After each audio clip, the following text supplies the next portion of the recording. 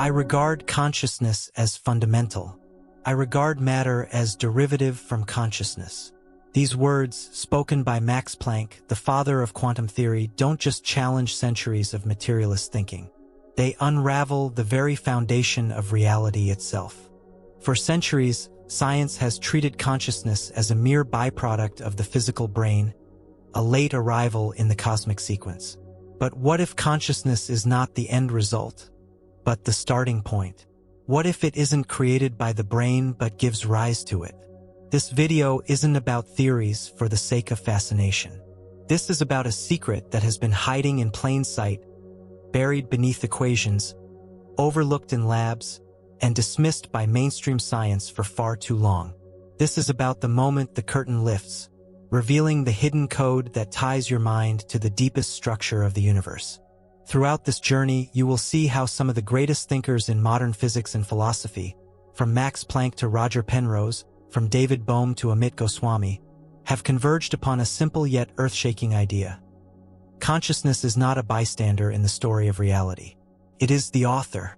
From entangled particles separated by galaxies, to thoughts that seem to arise from nowhere, to the strange alignment between mind and matter, everything begins to make sense when we recognize that consciousness is not a shadow cast by atoms.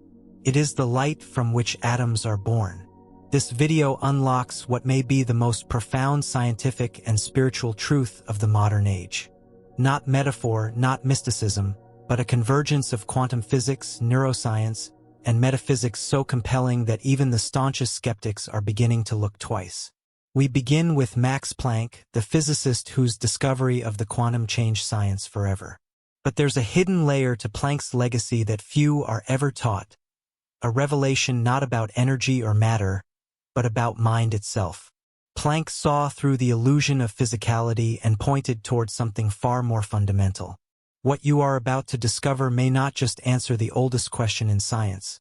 It may change the way you perceive yourself, your thoughts, and the very fabric of existence. The consciousness code is not some future discovery waiting in a laboratory. It is ancient, immediate, and hiding behind your very next thought. Let us begin where modern physics was born, and where reality begins to bend. Max Planck is often celebrated as the founder of quantum theory, the man who cracked open the atom and uncovered the mysterious world beneath the veil of classical physics. But beyond his groundbreaking work on blackbody radiation and the quantum of action, there is a deeper dimension to Planck's legacy, one that points directly to the enigma of consciousness. Planck's assertion that consciousness is fundamental and matter is secondary wasn't a philosophical throwaway. It was the unavoidable conclusion of someone who had stared into the quantum abyss and come away with more questions than answers. For Planck, the universe was not a dead machine of particles bouncing blindly through space. It was a living field of potential, animated by something far more elusive: awareness itself. In Planck's worldview, the atoms and molecules that science dissects are not the true essence of reality. They are representations, derivative phenomena, as he put it, emerging from something deeper. The only thing that could not be reduced or dismissed was the presence of the observer, the consciousness witnessing the world. It was not simply that consciousness was needed to perceive reality. It was that reality itself could not exist apart from it. This flips the traditional scientific narrative on its head. In the classical view, the universe began with matter. Planets, stars, and eventually brains formed, and somewhere along the way, awareness appeared as a side effect. But Planck proposed the opposite. Consciousness is not a trick played by neurons. It is the canvas upon which reality itself is painted. This perspective wasn't just poetic. It was born from hard science. Planck's quantum equations revealed a strange truth. At the smallest scales, particles don't behave like particles at all. They exist as probabilities, waves of potentiality that only collapse into definite states when observed. The act of observation seemed to force reality to make a decision. But who or what is observing? This question sent ripples through the foundations of physics. It implied that the observer plays an active role in shaping the outcome of reality. In other words, consciousness is not separate from the universe. It is entangled with it at the deepest level. Planck's peers didn't ignore this implication, but many chose not to speak it aloud. The language of science at the time was not yet ready to accommodate such an idea. Materialism reigned supreme. Consciousness was treated as an epiphenomenon, a ghost in the machine, unworthy of scientific scrutiny. But Planck refused to conform. He openly stated that everything we call matter arises from a conscious mind. Not a mind in the anthropomorphic sense, but a field of awareness so fundamental that nothing exists outside of it. This view would later echo in the work of other physicists like David Bohm and Henry Stapp, who argued that consciousness might be woven into the very structure of quantum mechanics. But Planck was the first to hint at this openly, setting the stage for an entirely new understanding of reality. Why does this matter? Because it reframes the entire debate about consciousness. The so-called hard problem, the question of how physical processes in the brain give rise to subjective experience, ceases to be a mystery if consciousness is not produced by the brain at all. If, instead, the brain is a receiver or translator of consciousness, then the whole model of mind and matter must be rewritten. Under this lens, the strange behaviors of quantum particles are not anomalies to be dismissed. They are signs pointing to a deeper truth. Entanglement, the phenomenon where two particles remain connected across vast distances, is not just a quirk of physics. It is a mirror of the unity underlying all consciousness. When two particles influence each other instantaneously, they defy the boundaries of space and time. Similarly, consciousness often defies linearity. Thoughts arise without cause. Intuition bypasses logic. Awareness itself seems to exist outside the framework of spacetime. Max Planck may never have used the term quantum consciousness, but he planted the seed. He opened the door to a reality where mind is not a side effect but a central force. And yet, his words have often been treated as metaphysical musings rather than scientific declarations. This is the result of a scientific culture that has long been wary of anything that smacks of subjectivity. But quantum physics has no such bias. It deals in probabilities, observers, and states that only become real when measured. It forces science to reckon with the role of the knower in the known. Planck's insights form the philosophical bedrock of a growing movement in science, one that seeks to place consciousness not at the edge of the universe but at its core. As we proceed through this journey, we'll see how other thinkers built upon this radical foundation.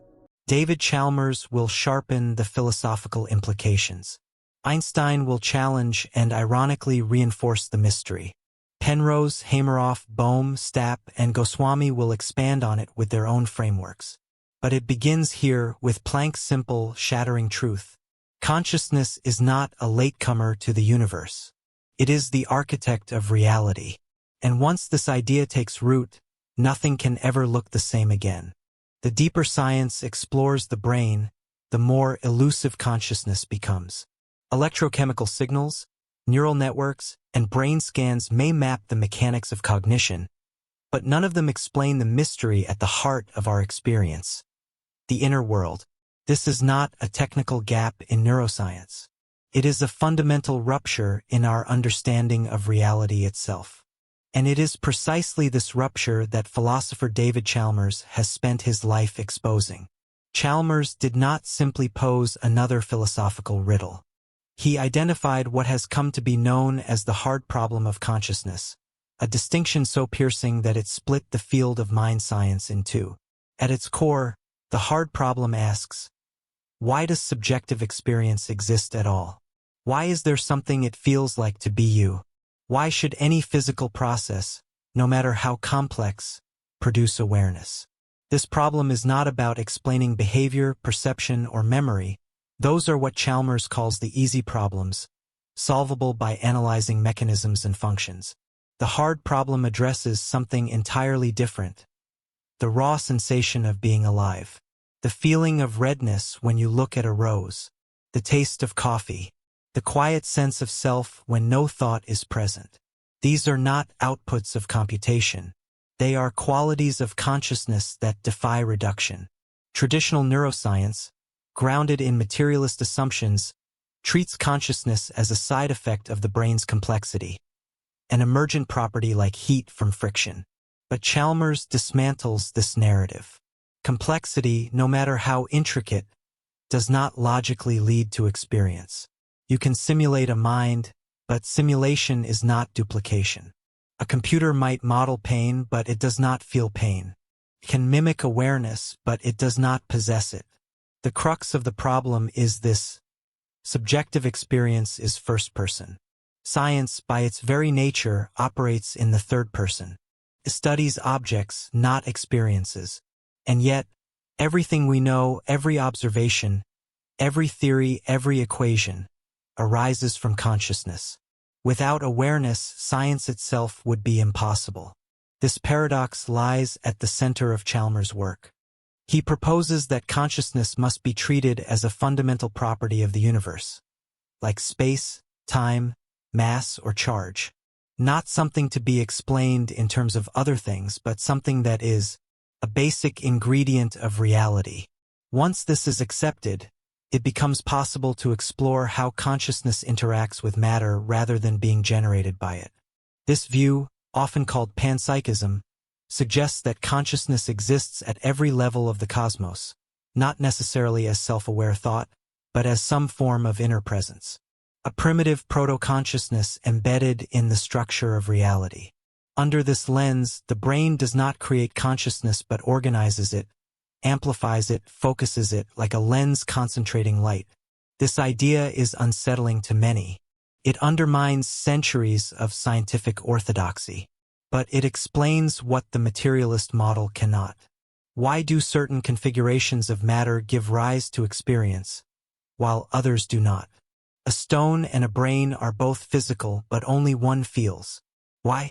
If consciousness is already present, latent in the structure of existence, then the brain becomes a gateway, not an origin. Chalmers' theories gained attention not because they offered easy answers, but because they asked the right questions. In a field dominated by functional models and behavioral data, he forced the scientific community to confront what it had ignored for decades. That consciousness is not just another cognitive process. It is the essence of reality as we know it. He challenges the materialist assumption that everything must be explainable in physical terms. Instead, he suggests a dual-aspect framework, mind and matter as two sides of the same coin. Just as light can be described as both a wave and a particle, perhaps consciousness and physical processes are complementary expressions of a deeper substrate. In this light, Chalmers' philosophy aligns with the strange truths of quantum mechanics. The observer effect, entanglement, and non-locality already blur the boundary between subject and object. If observation alters reality, and if reality behaves differently when measured, then consciousness cannot be a passive phenomenon. Plays an active role. It may even be the root layer. Here, the connection to quantum physics begins to crystallize. The subjective cannot be separated from the objective. The knower and the known are entangled. This convergence opens the door to a revolutionary idea: that your deepest thoughts may not be private illusions, but manifestations of a field that permeates all things. Chalmers also addresses the growing rise of artificial intelligence. Can a machine become conscious? Will a future superintelligence achieve self-awareness? His answer is striking. No matter how advanced the program, without the right internal structure, it may always remain dark inside. Intelligence and consciousness are not synonymous. A mind can be brilliant and unconscious, or simple and profoundly aware. This has vast implications.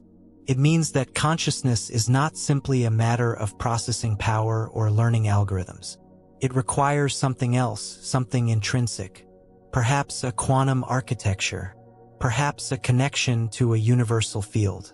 Perhaps something we do not yet have the language to describe. But what makes Chalmers' work so powerful is its humility. He does not claim to have solved the hard problem. He insists instead that it must be acknowledged. That science must recognize the limits of its current models and begin asking new kinds of questions. Questions that accept consciousness not as a glitch, but as the ground of experience. In this, Chalmers becomes a bridge between philosophy and physics. He speaks in the language of logic and reason, yet his conclusions hint at truths that resonate with ancient wisdom traditions and cutting-edge quantum theory alike. The observer is no longer a spectator. The observer is woven into the very structure of reality. If Max Planck laid the foundation, David Chalmers provides the philosophical scaffolding. He frames the riddle with precision, showing that the materialist worldview cannot account for the first-person reality we all inhabit. And by doing so, he opens the way for science to move beyond its own shadows. This is not simply an academic debate. This is the question that sits at the root of all others. Who or what is experiencing this moment? Where does that experience come from? What is its nature? And why does it feel like anything at all? The consciousness code cannot be cracked with equations alone. It requires a shift in perspective, a willingness to question the most basic assumptions about mind and matter. Chalmers invites us into that shift, not with answers but with clarity. And in that clarity, a new understanding begins to emerge. The mind is not a machine. It is a mystery, and within that mystery lies the key to everything. At the frontier of modern science, something extraordinary occurs. The solid world melts into a haze of probability. The comfortable laws of classical physics begin to fray, and in their place arise principles so baffling that even the greatest minds hesitated to accept them. Among them was Albert Einstein, a figure synonymous with genius, yet deeply skeptical of the quantum revolution he helped spark. Einstein's contributions to physics are legendary. His theory of relativity reshaped our understanding of time, space, and gravity. But when it came to quantum mechanics, he found himself increasingly at odds with its strange implications. It wasn't the mathematics he doubted, it was the philosophical foundation. The idea that nature at its most fundamental level was governed not by certainty, but by chance, felt to Einstein like a betrayal of reason itself. His famous retort echoed through the scientific world, "God does not play dice with the universe." With these words, Einstein drew a line. He believed that the quantum theory, though powerful and predictive, must be incomplete. There had to be something deeper, hidden variables, unseen laws, restoring order beneath the surface randomness. And yet, the more physicists investigated the quantum realm, the stranger it became. Subatomic particles did not behave like tiny billiard balls, as classical physics would expect. Instead, they existed in multiple states at once, a phenomenon known as superposition. They could interfere with themselves, as if traveling every possible path simultaneously. And most unsettling of all, they could become entangled. Entanglement is not just a metaphor. It is a physical condition in which two particles, once linked, remain connected regardless of distance. Measure the state of one, and the state of the other is instantly determined, even if it's on the other side of the galaxy. Einstein called this spooky action at a distance. To him, it was a symptom of something missing in the theory, a glitch, not a feature. But experiment after experiment confirmed it.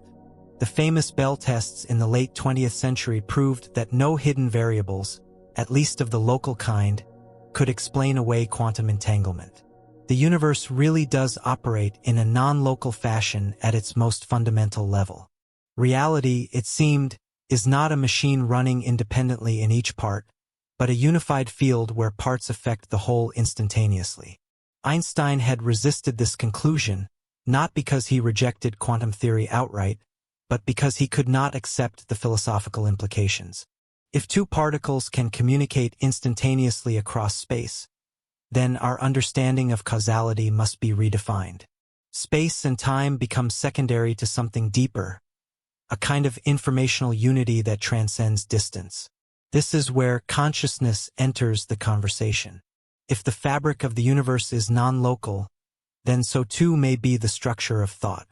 Einstein never claimed consciousness was separate from physics, only that its relationship to the quantum world had yet to be explained. But the door he reluctantly left open has become the portal through which modern thinkers now attempt to explain how mind and matter interconnect. The observer in quantum theory plays a peculiar role. When no measurement is made, particles remain in a state of potential, a cloud of probabilities. Only when observed do they collapse into a definite outcome. This collapse is not caused by a mechanical process but by an active interaction, an observation that transforms possibility into actuality. Einstein opposed this interpretation vigorously. He believed that particles must have definite properties, regardless of whether they were being measured. But quantum mechanics offered no support for this classical realism. The theory worked, it predicted, and it passed every test. But it defied intuition, and Einstein, ever a lover of clarity and determinism, could not accept its full implications. Ironically, his criticisms helped sharpen the theory's foundations. The debates between Einstein and Niels Bohr, the leading advocate of quantum mechanics, are now legendary. Bohr defended the radical idea that reality is not something out there, existing independently of observation, but something co-created by the act of knowing. To Bohr, the observer was not just a bystander but an active participant in the unfolding of events. This radical shift placed consciousness, not the object, at the center of physics. And while Einstein never embraced this view, his challenge forced quantum theory to confront its most unsettling questions. Today, many physicists and philosophers revisit these debates with fresh eyes. They ask, what does it mean that nature only chooses a definite state when observed? What exactly is an observation? Is it a physical interaction? A measurement device? Or is it consciousness itself? These questions do not arise in classical physics, where objects exist and behave independently of observation. But in the quantum world, observation is not peripheral, it is essential. And this has led to profound reconsiderations of the nature of reality itself. Einstein may have resisted quantum indeterminacy, but his own discoveries pointed toward a universe far stranger than Newton ever imagined. His insights into space-time hinted that time is not absolute. His equations suggested that energy and matter are interchangeable. And through his skepticism, he illuminated the most mysterious aspects of quantum mechanics. He once proposed a thought experiment, a pair of particles entangled, flying apart in opposite directions. If measuring one affects the other instantly, he argued that would mean information travels faster than light. This violated relativity. Therefore, the quantum theory must be flawed. But experiments proved him wrong. The effect is real, but it does not involve information in the classical sense. It does not allow for communication faster than light, but it does suggest that particles are not truly separate. What looks like two objects are, at a deeper level, one entity spread across space.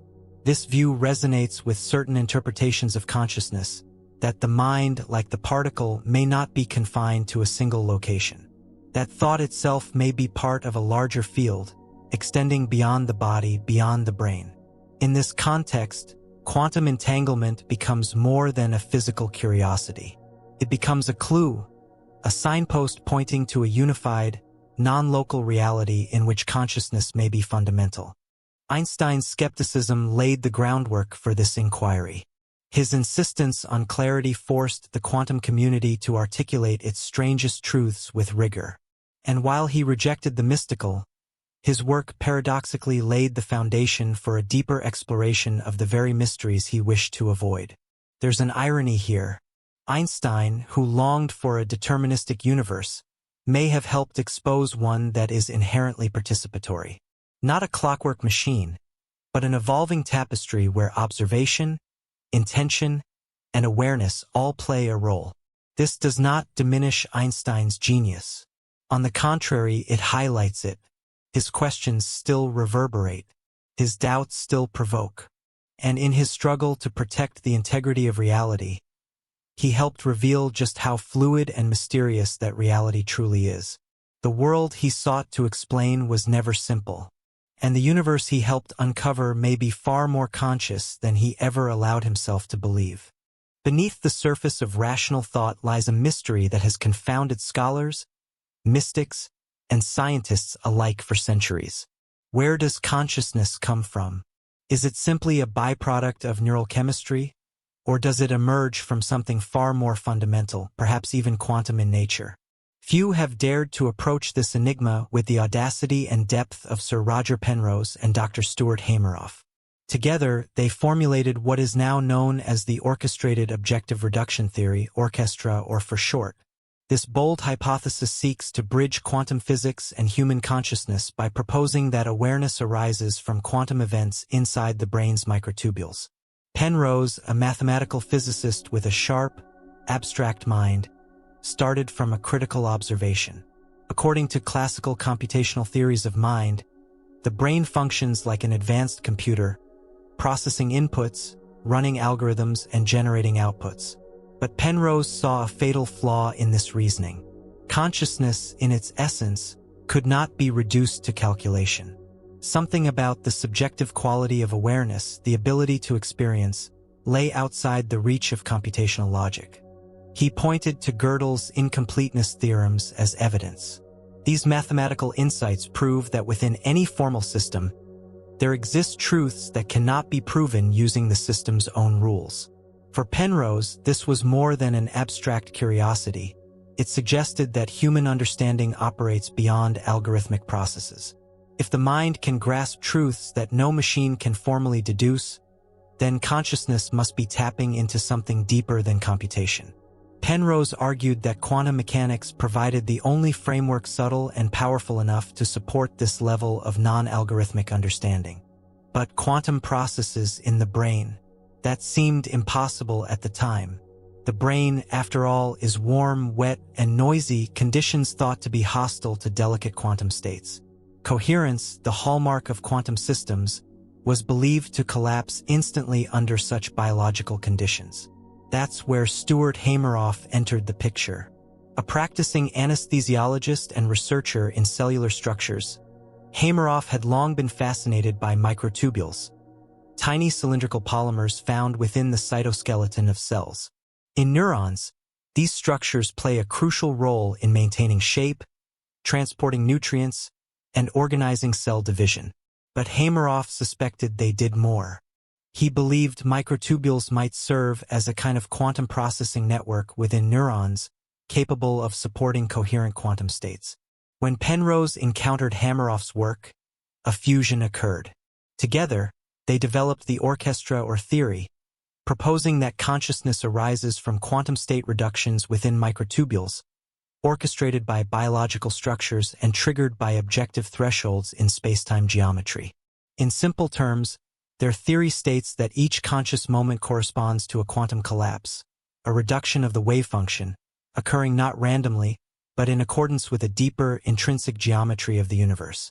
These collapses are orchestrated by the brain's architecture and occur in patterns that give rise to thought, intention, and awareness. This view dramatically reimagines the nature of consciousness. Rather than emerging from large-scale neural activity, consciousness would be rooted in the subcellular level, within quantum interactions taking place inside the very scaffolding of neurons. These events are not simply passive reactions to stimuli but active participants in shaping conscious reality. Critics argued that sustaining quantum coherence in the brain was biologically implausible. But new research has increasingly challenged that assumption. Some experiments suggest that photosynthesis, a process in plants, uses quantum coherence to maximize energy transfer. If coherence can exist in plant cells, perhaps it is not so impossible in neurons. Moreover, the orchestra or theory proposes that these quantum events are not merely mechanical but meaningful. According to Penrose and Hameroff, the timing of each collapse is governed by a specific quantum threshold, linked to fundamental spacetime curvature. In other words, each moment of consciousness is not just caused by biological processes, but by the very structure of the universe itself. This radical claim places consciousness at the junction of physics and metaphysics. Rather than viewing awareness as a side effect of matter, orchestra or proposes that consciousness is entwined with the very geometry of spacetime. The brain does not generate consciousness like a machine. It tunes into it, orchestrates it, and gives it coherent form. the implications of this idea are vast. If the mind truly operates on a quantum level, then the boundaries between thought and matter, between intention and physical action, begin to blur. Entanglement, non-locality, and coherence, once confined to the realm of subatomic particles, would be directly relevant to the experience of thought, memory, and perception. This also suggests that consciousness is not limited to humans, or even to biology as we know it. If microtubules are quantum processors, and if quantum collapse underlies awareness, then consciousness may exist in varying degrees across all matter that contains such structures, or even in forms we have yet to imagine. This offers a vision of reality that is far more interconnected, far more alive, than traditional materialism allows. Another consequence of orchestra is that it offers a mechanism for free will. If quantum state reductions in the brain are non-deterministic and influenced by the underlying structure of the universe, then choices made by conscious beings are not entirely random, nor fully predictable. They are shaped by both the architecture of the brain and the subtle patterns of spacetime geometry. Penrose and Hameroff do not claim that every thought or decision is quantum in origin. They argue that consciousness arises when quantum coherence reaches a certain scale and complexity, when orchestrated collapses generate moments of awareness. These moments, strung together in flowing sequences, form the stream of consciousness we experience daily. Many neuroscientists remain cautious. The brain is extraordinarily complex, and most models of consciousness focus on large-scale neural correlates, patterns of firing, connectivity, and network dynamics. Yet none of these models can explain the emergence of subjective experience. They describe how information is processed, but not why there is someone experiencing it. This is the gap that orchestra aims to fill. It provides a framework that connects the inner life of consciousness with the outer world of quantum events. It does not reduce the mind to matter. It elevates matter into a substrate of awareness, where each moment of collapse is a spark of experience. Moreover, this theory brings quantum mechanics closer to the human experience. Rather than being confined to labs and particle accelerators, quantum phenomena would be playing out within us, constantly. Our thoughts, feelings, and awareness may be quantum signatures etched into the unfolding geometry of reality. Penrose and Hameroff's work also opens the door to new kinds of inquiry. If consciousness is quantum, can we influence it through altered quantum environments? Could technologies one day amplify or modulate microtubule coherence, enhancing awareness or cognition? Could certain states of meditation or emotion tune the brain's quantum rhythms, creating resonant patterns with the cosmos itself? These questions, once fringe, are now gaining attention in both scientific and philosophical circles. The orchestra theory remains a bold hypothesis, one that challenges assumptions, stretches boundaries, and asks us to reconsider the nature of who and what we are. It invites us to see the mind not as a passive receiver, but as an active participant in the fabric of the universe. Not an isolated function of a biological machine, but a quantum symphony orchestrated by the deepest layers of reality. Through the lens of Penrose and Hameroff, consciousness is not an illusion, not a byproduct, not a trick of the brain. It is a fundamental force woven into the structure of matter and space, expressed through the quantum architecture of life itself. For centuries, consciousness has eluded scientific categorization. It is the one phenomenon that remains persistently personal, intimately subjective, and yet undeniably real. It is also the one force that appears to exert influence without mass or motion. Despite advances in neuroscience and cognitive theory, the core of conscious experience has resisted complete explanation. And yet, if consciousness is indeed fundamental, if it shapes or responds to the quantum structure of the world as some theories suggest, then it must leave behind a trace. That trace, Dean Radin believes, lies not in theory alone, but in the results of rigorous, repeatable experiments. Dean Radin, a researcher at the forefront of consciousness studies, has devoted decades to investigating the subtle but measurable ways that the mind appears to influence matter. His work focuses on testing whether intention, pure mental focus, can have statistically significant effects on quantum systems. His experiments are not speculative musings. They are structured, peer-reviewed, and statistically analyzed trials that challenge the conventional separation between mind and the physical world. One of Radin's most compelling areas of research centers around the double-slit experiment, a foundational test in quantum mechanics. This experiment famously demonstrates that light and particles can behave both as waves and as particles, depending on whether they are observed. Without observation, a photon behaves like a wave, passing through both slits and creating an interference pattern. When observed, it collapses into particle form, choosing one slit. The implication is clear. The act of observation alters the outcome. But Radin's contribution was to push this idea further. He designed modified versions of the double-slit experiment in which human participants, isolated from the experimental apparatus, attempted to influence the behavior of photons using focused intention.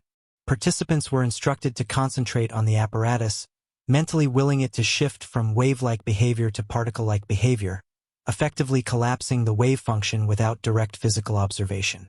The results were subtle, but they were statistically significant. Across many repetitions, Radin found measurable deviations from expected interference patterns. These shifts occurred more often when participants were actively focusing on the apparatus, suggesting that conscious intention alone could produce effects in quantum systems. To rule out other explanations, Radin controlled for environmental noise, mechanical variation, and experimental bias.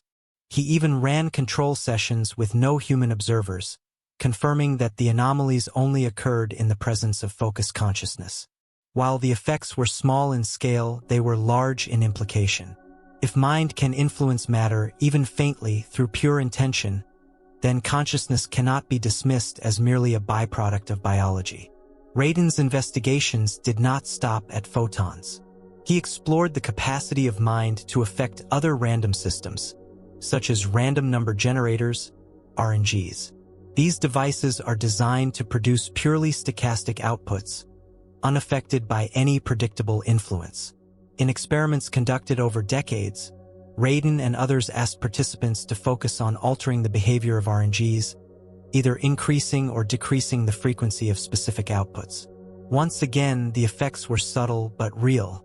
When analyzed across thousands of trials, the output of the RNGs showed deviations from chance that correlated with human intention. In meta-analyses of these experiments, the probability that the results were due to randomness was vanishingly small. Skeptics have often responded by pointing to flaws in statistical methods, data selection, or experimental design. But Radin's response has been simple. Refine the experiments, strengthen the controls, and repeat. The effects persist. Across independent laboratories and replications, the phenomenon, however elusive, remains, and it poses a direct challenge to classical assumptions about the independence of consciousness and the physical world. More provocatively, Radin extended his research into the domain of non-local consciousness. In quantum mechanics, particles that are entangled remain connected no matter how far apart they are. Change the state of one, and the other reflects the change instantaneously, even across vast distances. Radin hypothesized that consciousness may operate similarly, not bound by classical locality, but capable of exerting influence across space. In experiments designed to test this, Radin examined whether emotional or mental focus in one location could affect a biological system in another. For example, in one study, participants attempted to influence the physiological states of other individuals separated by distance, measuring heart rate variability, skin conductance, or brainwave coherence. These were not vague spiritual claims but tightly structured scientific trials with blind controls. Once again, the findings pointed toward anomalous correlations. The physiological systems of individuals appeared to respond to the directed focus of others, even when shielded from all known forms of communication. These effects were modest, but statistically robust. They suggested that consciousness might indeed have a non-local component, mirroring the strange interconnectedness seen in entangled particles. The implications are staggering. If consciousness can influence quantum systems, if it can exert effects across space without traditional signals, then the mind is not merely an emergent property of the brain. It is a participant in the unfolding of reality, a causal agent that interacts with the very laws of physics. This idea aligns with the notion that consciousness is fundamental, as Max Planck once asserted. It also lends empirical support to the theoretical frameworks proposed by Penrose, Hameroff, Bohm, and others. Radin's data suggests that the esoteric connections between thought, matter, and quantum mechanics may not be philosophical speculation. They may be experimentally observable realities, and this opens new dimensions of inquiry. Could focused intention be harnessed to influence outcomes in practical domains? Could meditation, visualization, or coherent thought patterns interact with physical systems in ways not yet fully understood? These questions extend far beyond curiosity. They strike at the heart of how we understand ourselves and our role in the universe. Radin's work also points toward an integrative model of consciousness, one that transcends disciplinary boundaries. Traditional science separates physics from psychology, biology from intention, and matter from mind. But the anomalies Radin documents suggest these categories may be artificial. If thought influences photons, if awareness correlates with entropy fluctuations, if non-local focus produces physiological change, then a new model is needed, one that unites inner experience with outer observation. His research also challenges the long-standing bias that subjective phenomena are unfit for scientific scrutiny. By designing experiments that test subjective influence through objective metrics, Radin repositions consciousness as a legitimate target of scientific investigation.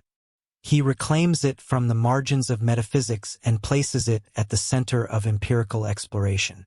Importantly, Radin does not argue that consciousness always produces observable effects. Rather, he shows that under the right conditions, with sufficient coherence and intention, the mind can leave measurable traces on the material world. These traces may be faint, but they are real, and they cannot be ignored. Critics remain, and rightly so. Science thrives on skepticism, replication, and falsifiability. But the repeated success of Radin's experiments, conducted over decades and across institutions, demands a shift in perspective. At the very least, it requires the scientific community to acknowledge that something is happening, something that classical models cannot explain. These findings also resonate with ancient teachings from spiritual traditions around the world, teachings that have long claimed the mind shapes reality, that intention influences fate, that awareness is the root of creation. Radin's contribution is to bring these ideas into the laboratory, to subject them to scrutiny, and to extract from them quantifiable truths. Ultimately, his work expands the boundaries of what science can explore. It invites a broader, deeper vision of consciousness, not as an emergent accident, but as a principle woven into the quantum fabric of the cosmos. It suggests that each thought, each act of focused attention, may ripple through the matrix of existence in ways we are only beginning to understand. It reveals a world where the line between observer and observed is porous, where the inner landscape of mind leaves imprints on the outer world of matter. And in doing so, it brings us one step closer to decoding the mystery of consciousness, not by reducing it, but by recognizing its profound and hidden influence. Beneath the surface of ordinary existence, hidden in the folds of what we call reality, lies a subtle structure far more intricate than any classical model can explain. It is not a world of separate, isolated fragments, but of infinite wholeness. This was the vision of theoretical physicist David Bohm, whose revolutionary interpretation of quantum mechanics extended far beyond equations. His insights reshaped the way we view consciousness, order, and the nature of existence itself. Bohm did not approach the mysteries of the mind by reducing it to brain functions or neural chemistry. Instead, he viewed consciousness as an integral part of the cosmos, something fundamentally interwoven into the universe's fabric. At the heart of his vision stood a concept both radical and deeply intuitive: the implicate order. In Bohm's framework, reality is not composed of discrete entities interacting in mechanical ways.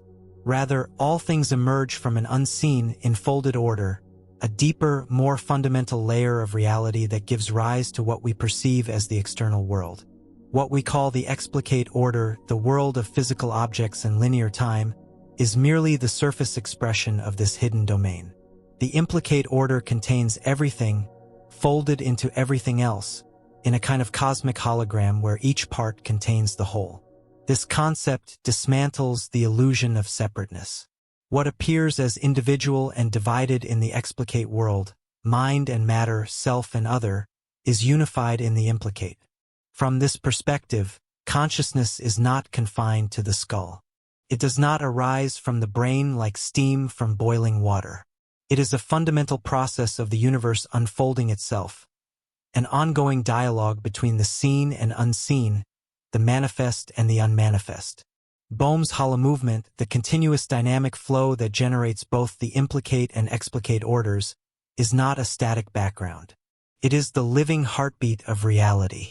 Everything flows from it and returns to it. Consciousness, in this view, is not an observer of the movement. It is part of the movement itself. The mind does not stand outside the world, trying to understand it. The mind is in the world and of the world, flowing with the same currents that give rise to stars and galaxies. This understanding has profound implications for the nature of human experience. If thought is part of the universal process, then what we consider inner is not truly separate from the outer. The division between subjective and objective dissolves. Meaning is not imposed on a lifeless world, it is inherent within it. The world is not mute. It speaks through resonance, symbol, and synchronicity. In this view, every thought, every feeling, every intuition is part of a broader movement of consciousness. When we sense something beyond logic, when insight arises spontaneously, it is not emerging from a personal reservoir. It is an expression of the implicate order unfolding into awareness. This is why intuition, creativity, and flashes of knowing feel so transcendent. They are not private constructions.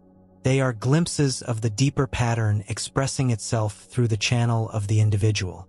Bohm saw thought as a material process, not in the crude sense of brain chemicals, but as an energetic activity with real momentum and structure. Thought does not merely describe the world, it participates in it. This means that habitual thinking patterns do not simply color our perception. They shape the very unfolding of our experience. A world fragmented by division and conflict is a reflection of fragmented thought. A world united by coherence and insight reflects thought aligned with the wholeness of the implicate order. This insight is especially vital when applied to collective consciousness.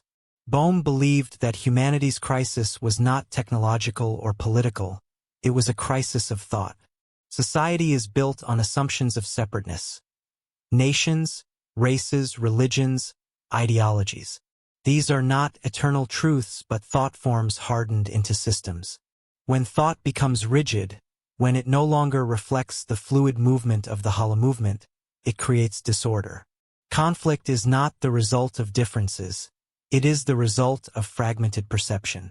Bohm proposed that what is needed is not more analysis, not more division, but a new mode of consciousness. A mode rooted in wholeness, in coherence, in dialogue. Dialogue, for Bohm, was not merely conversation. It was a sacred space where thought could become aware of itself, where fragmentation could give way to insight. In such a space, consciousness could resonate with the deeper order and realign itself with the flow of the whole. This has deep consequences for intuition and collective awareness. In moments of coherence, when minds come into alignment, not by force, but through mutual understanding, a larger intelligence emerges. This intelligence is not reducible to any single mind. It is the implicate order speaking through a field of shared consciousness.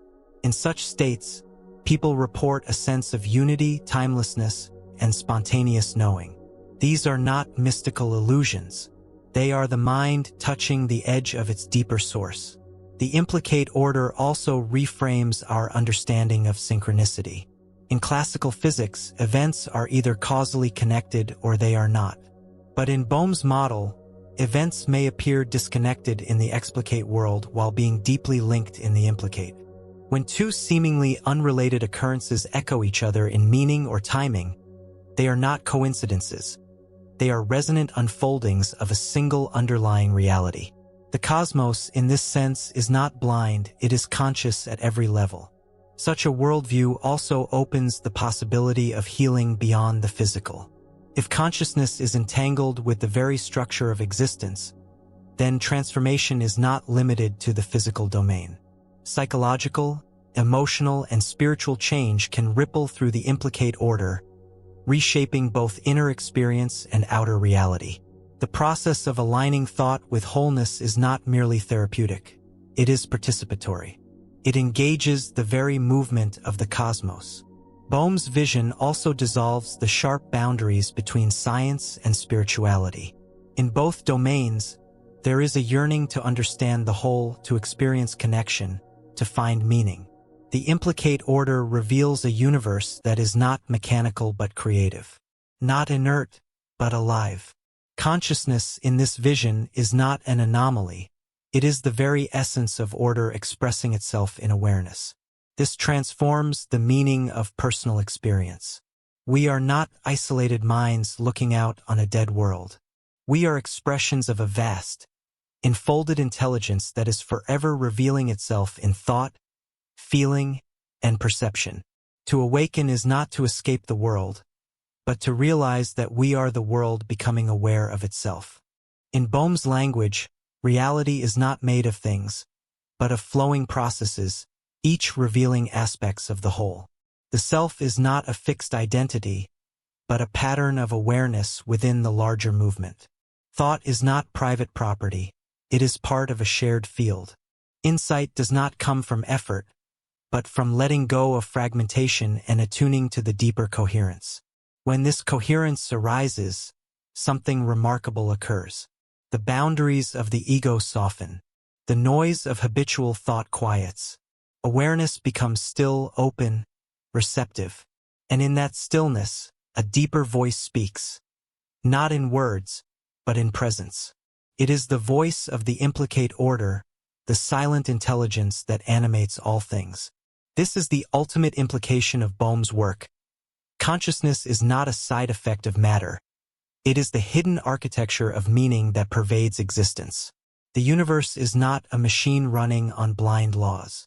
It is an evolving tapestry of awareness, woven through time and space, manifesting in form and formlessness alike. And so, the way forward is not more control, more analysis, or more division. It is alignment with the deeper order. It is the courage to step into the unknown, not by force, but by attunement. It is the willingness to let go of rigid thought and allow the implicate order to reveal itself. In this space, transformation is not an achievement. It is a remembering. We are not merely observers of a universe. We are the universe awakening to itself through the quantum mirror of consciousness. Within the quiet folds of quantum theory lies a riddle that no deterministic model has yet resolved. A riddle that pulses through the core of consciousness itself, eluding explanation by neuroscience, ignoring reductionist frameworks, and defying every mechanistic account of the human mind.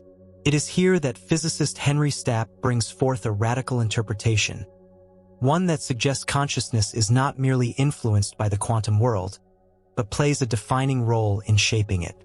Stapp's work builds upon the foundations laid by the pioneers of quantum mechanics, particularly the Copenhagen interpretation, which holds that observation causes the collapse of the quantum wave function into a single, concrete outcome. While this perspective has long remained central to quantum theory, Stapp carries it further. He suggests that consciousness is not just a passive observer collapsing the wave function. It is an active participant in a deeply non-local reality, wielding choice with tangible consequence. This perspective stands in stark contrast to classical science. In the Newtonian model, the world is a machine. Matter moves in response to forces, minds are epiphenomena, and consciousness is a byproduct of neural activity. But in the quantum world, this mechanistic certainty dissolves. Particles exist in a haze of probabilities until measured. And in this fundamental uncertainty, Stapp sees the opening for consciousness to act, not from outside nature, but within its deepest structure. At the heart of his theory lies the idea that mental effort is not an illusion. The choices we make are not predetermined by prior states of the brain. Instead, each conscious decision, each directed intention, alters the unfolding of the quantum field. The brain, in this model, is not simply a chemical machine. It is a quantum system that exists in superposition until a conscious choice selects a specific outcome. And with that selection, the mind leaves its imprint on the very fabric of reality. Stapp's interpretation provides a model of consciousness that retains its agency. No longer does the human mind need to be explained away as the residue of evolution or the noise of brain chemistry. Here, consciousness is causal, not in a mystical or magical sense, but through the precision of quantum mechanics. Each act of attention, each focus of awareness, each deliberate thought is a collapse event, shaping the future, altering probabilities, and forging the path ahead. In this view, the act of observation is not trivial. It is sacred. It is the meeting point between possibility and actuality. The wave function does not collapse on its own. It collapses when consciousness engages. And thus, the world we see around us is the consequence of countless such interactions, not just at the individual level, but across the entirety of humanity's collective awareness. Stapp's ideas also reframe the concept of free will. In the classical world, free will is a philosophical inconvenience, difficult to reconcile with deterministic physics. But in the quantum domain, the future is not fixed. It is a tapestry of probabilities, a sea of potential awaiting selection. And that selection comes not through randomness, but through intention. Consciousness becomes the sculptor, choosing from among the infinite outcomes and actualizing a singular reality. This theory aligns with a more ancient, intuitive understanding that thought is not passive but active, that the mind is not separate from nature, but intrinsic to it. Stapp's model returns agency to consciousness in a language that modern science can engage with. It bridges the inner world of intention with the outer world of form, not metaphorically, but mathematically. Furthermore, his work invites a new understanding of attention itself. In the classical view, attention is simply the brain focusing on stimuli. But in Stapp's quantum framework, attention is selection. It is the very mechanism through which the wave function collapses. What you give your attention to becomes real, not in a vague psychological sense, but in a precise quantum manner. The more energy and focus given to a thought, a belief, a perception, the more power it has to manifest in the physical domain. This idea echoes ancient teachings from mystical traditions that describe the world as thought made flesh, as consciousness crystallized into form. Now, quantum theory echoes this same insight from the opposite side of the veil. Stapp's interpretation bridges those two worlds, not by mystifying science, but by pointing out that science itself has always contained the seeds of mystery. He also challenges the assumption that consciousness is localized. In his view, consciousness may not be confined to the brain, nor limited by space. Quantum entanglement, where particles remain linked across vast distances, hints at a universe where information is non-local. Stapp suggests that conscious minds may participate in this non-locality, that awareness, in some form, can reach beyond space-time, connecting not just thoughts and decisions, but perhaps even souls.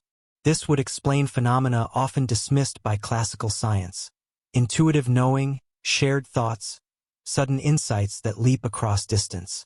In Stapp's framework, these are not anomalies. They are features of a universe where consciousness is quantum entangled with the whole. His model also suggests that the structure of the brain has evolved to interface with this non-local domain. The brain, far from being a closed system, may be a quantum amplifier, tuned to the frequencies of the implicate order, shaped by attention and responsive to intention. This grants every human being not just the ability to think, but the power to participate in the unfolding of reality itself. The implications of this are immense. It suggests that the future is not written in the stars, but sculpted in the mind, that every thought carries weight, that every choice initiates a wave function collapse, sending ripples through the field of potential. This is not a metaphor. It is the structure of existence revealing its pliability to consciousness. Stapp's ideas also illuminate the mechanics of transformation. If thought influences quantum events, then intentional mental activity, prayer, meditation, visualization, can affect the physical world. Not through mysticism, but through the physics of consciousness interacting with the wave field. The implication is profound, that healing, manifestation, and synchronicity are real phenomena rooted in quantum engagement. This also transforms the understanding of suffering. If thought can entangle with matter, then habitual negative thinking does more than color perception. It entangles with reality in a way that reinforces suffering. But just as destructive patterns can crystallize, so too can healing patterns be encoded. Conscious choice becomes the gateway to liberation, not just psychologically, but physically, spiritually, and cosmically. This perspective even alters the meaning of death. If consciousness is quantum in nature, non-local, non-material, then its continuity need not depend on the physical brain. The collapse of the physical body may not be the end, but a transition. The self, as a quantum phenomenon, may persist beyond form, participating in realities that transcend linear time. Stapp does not make metaphysical claims lightly. His foundation is rigorous physics, not speculation. Yet his work opens the door for a scientific recognition of what sages have long intuited: that consciousness is the organizing principle of reality, that we are not mere observers, we are co-creators. Through this lens, the human experience gains sacred weight. Each moment of awareness becomes an intersection between the infinite and the finite. Each act of focused thought becomes a declaration of reality's direction. Each intention becomes a brushstroke on the canvas of existence. This is the power of the quantum observer, not as an abstract principle but as a lived truth. We collapse probabilities with our focus.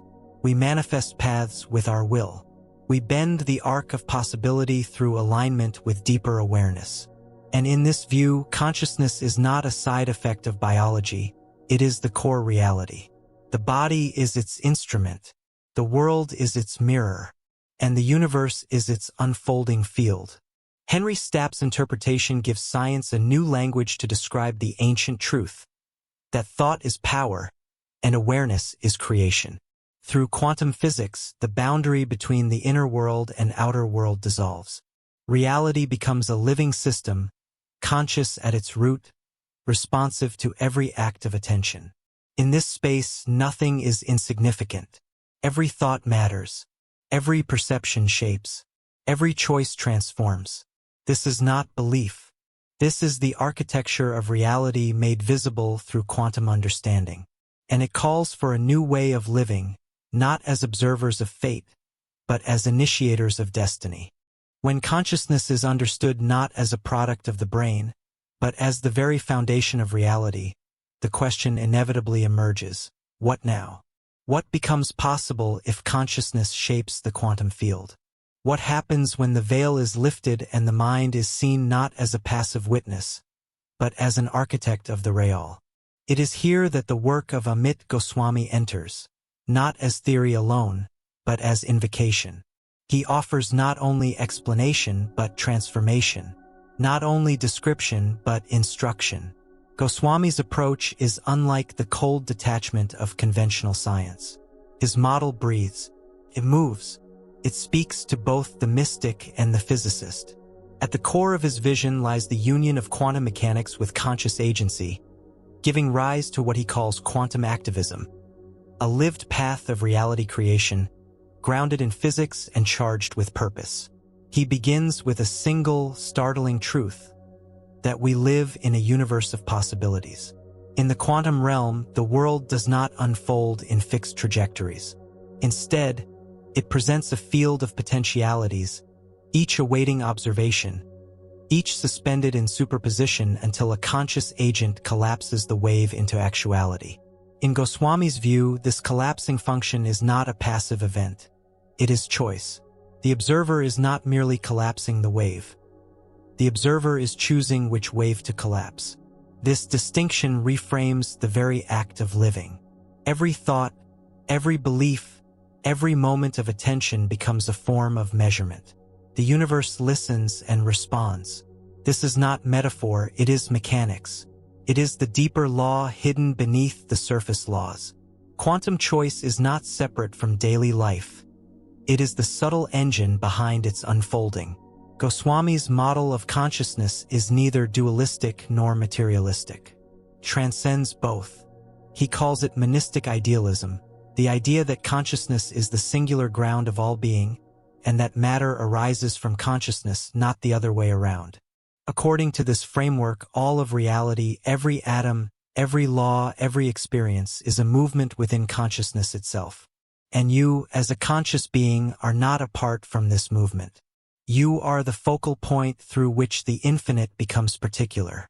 From this realization, Goswami proposes a radically new form of personal transformation, one that does not require external change, but internal alignment. Since the quantum field responds to meaning and intention, it is not enough to think in general terms. It is not enough to wish or want.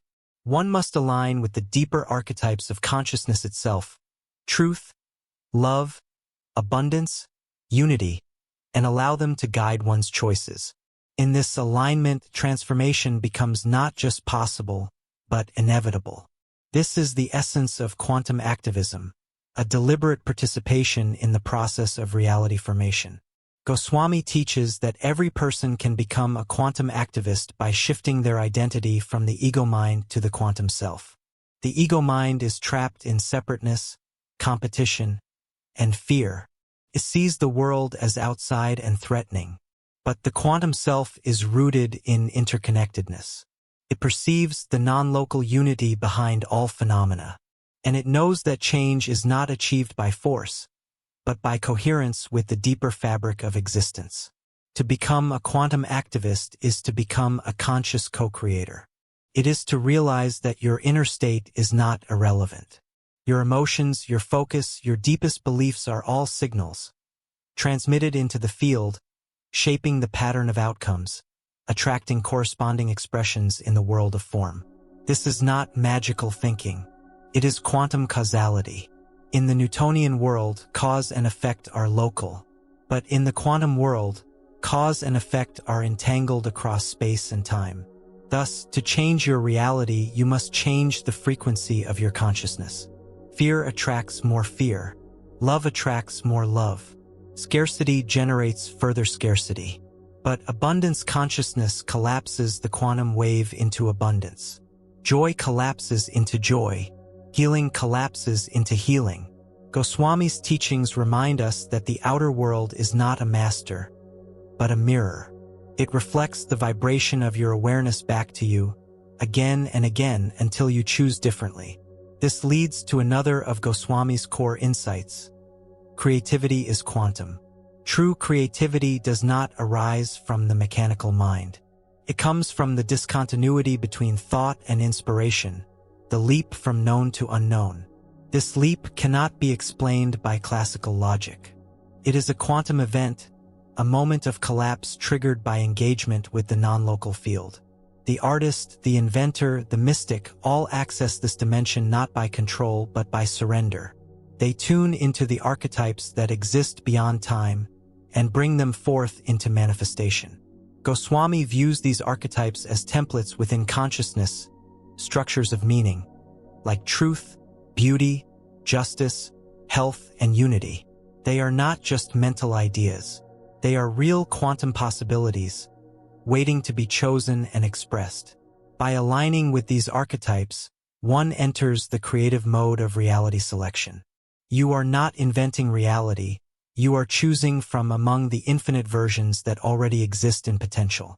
This brings profound implications for healing. Goswami teaches that illness is not merely a physical malfunction, but a collapse of consciousness into dissonance.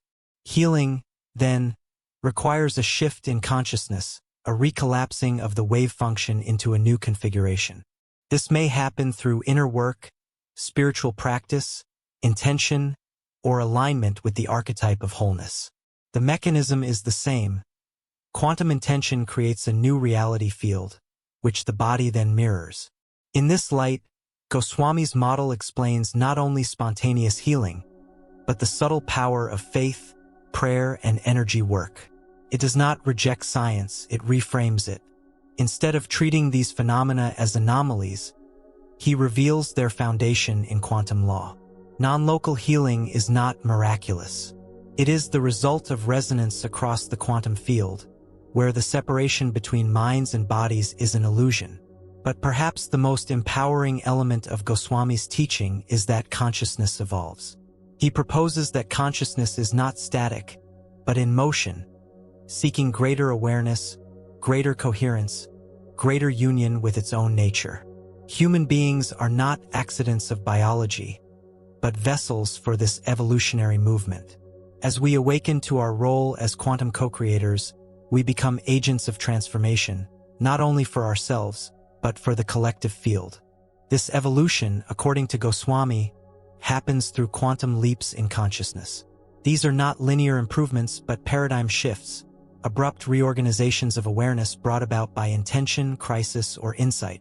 The leap occurs when the ego surrenders and the quantum self emerges. It is a moment of transmutation, when fear is replaced by love, doubt by clarity, fragmentation by unity. And these leaps are not rare. They are available in every moment. The quantum field is always presenting new possibilities.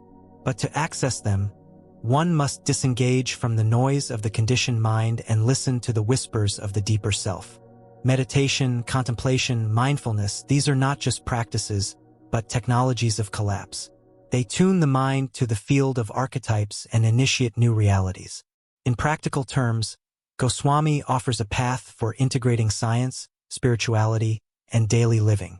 He encourages individuals to 1. Recognize consciousness as primary. 2.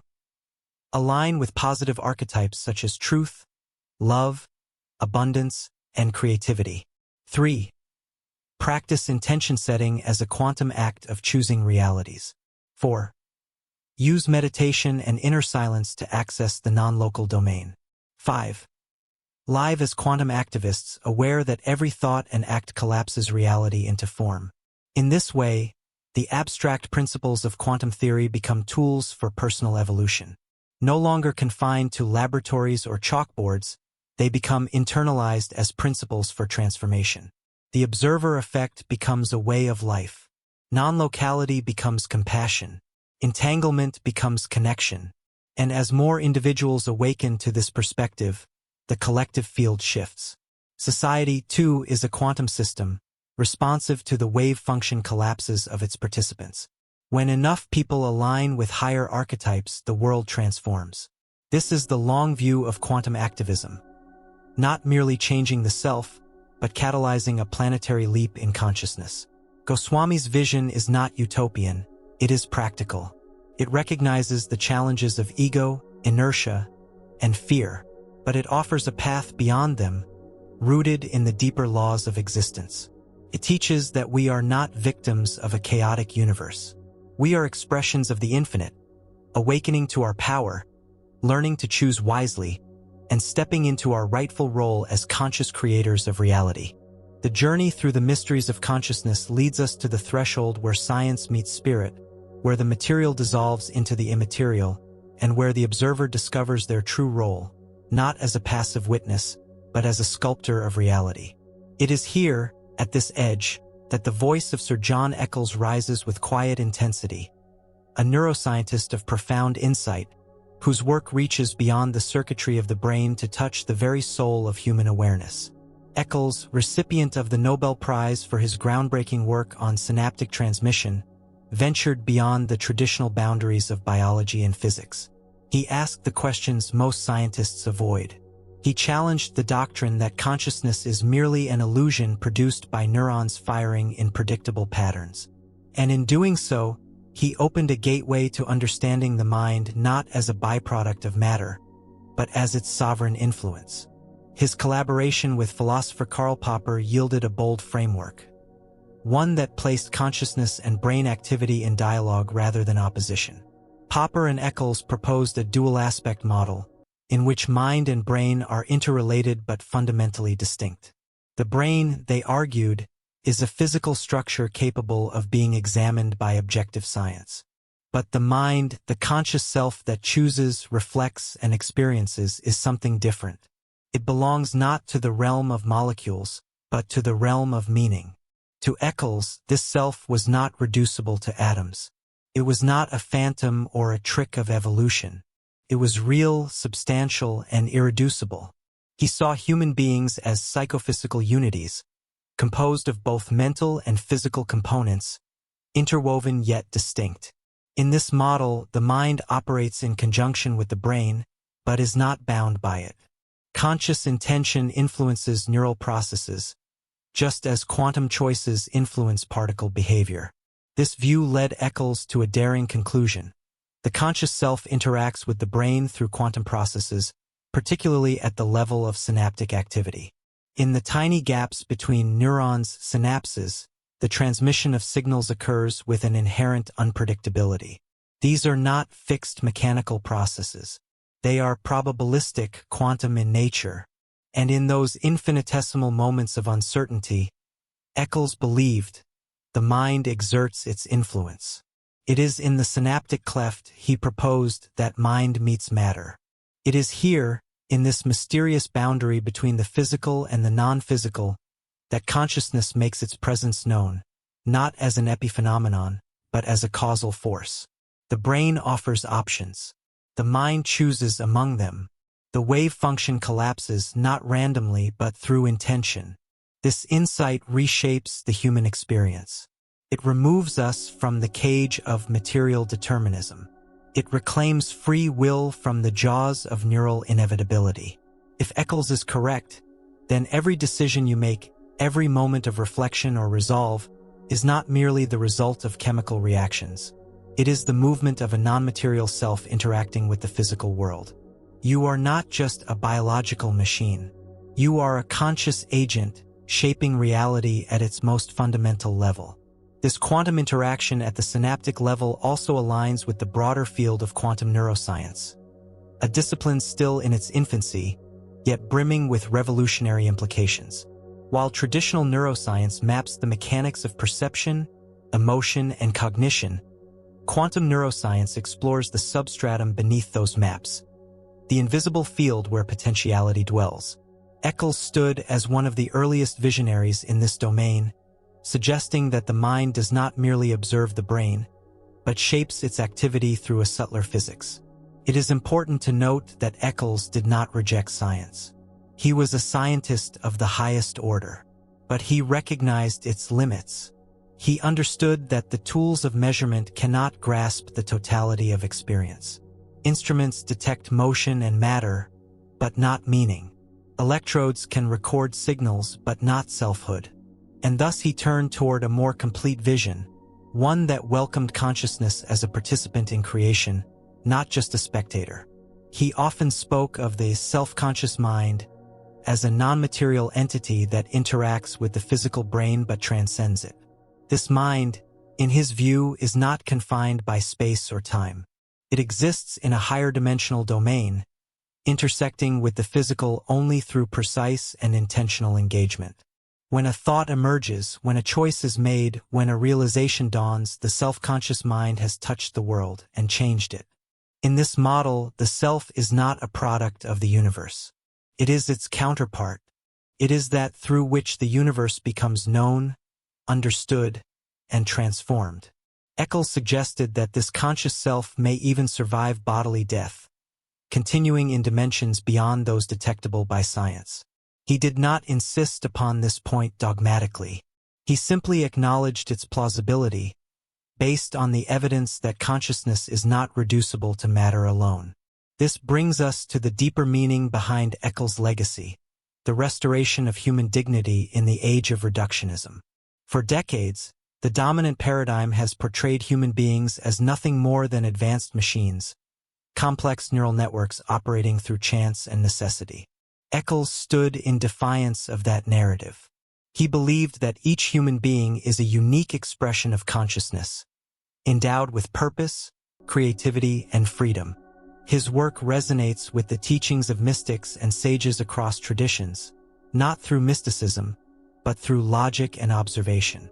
Like them, he saw that mind is not confined to the body, that thought is not bound by neurons, and that life is more than the sum of its parts.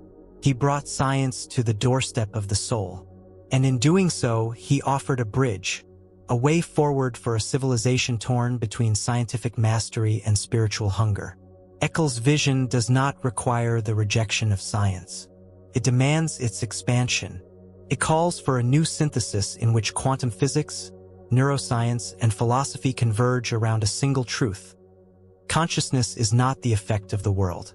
It is its cause. As we look back on the ideas of Planck, Chalmers, Einstein, Penrose, Hameroff, Radin, Bohm, Stapp, and Goswami, we see a pattern emerging, an invisible thread weaving through their work.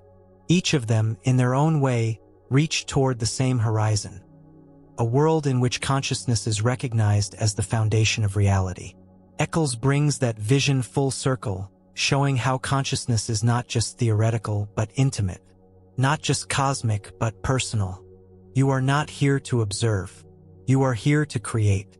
You are not a speck in an indifferent cosmos. You are the focal point of quantum reality, the fulcrum upon which the possible becomes the actual. Your thoughts are not echoes, they are initiations. Your choices are not reactions, they are revelations. And what does this mean for the future of science, philosophy, and life itself? It means that every discipline must evolve. Neuroscience must embrace the quantum. Physics must acknowledge the observer. Psychology must transcend the ego. And every human being must learn to see themselves not as a passenger in reality, but as its active participant. Eccles' work invites us to move beyond the shallow metaphors of mind as machine and toward the realization that consciousness is sacred, not in a religious sense, but in a structural one. It is the very essence of reality, expressed through each of us, refracting infinite potential through the prism of individuality. This is the code that has been cracked. This is the revelation long obscured by materialism. Consciousness is not a ghost in the machine. It is the architect behind it. And through quantum entanglement, through the observer effect, through the delicate interplay of wave and choice, it whispers the truth of our being. We are not separate. We are not random. We are not powerless. We are consciousness itself, thinking, choosing, creating. We are the field.